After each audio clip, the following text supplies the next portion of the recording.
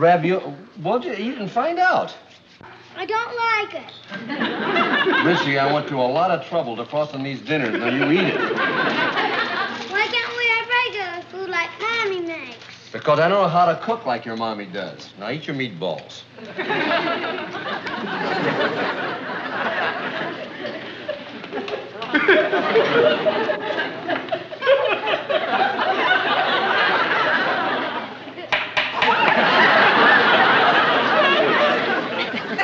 Rich, how about a milkshake? I had one for lunch. Well, how about peanut butter and jelly? I had that for a snack. Hey, how about a banana? For dinner? Well, sure, bananas are good for you. Make you grow up big and strong. Here, now eat it.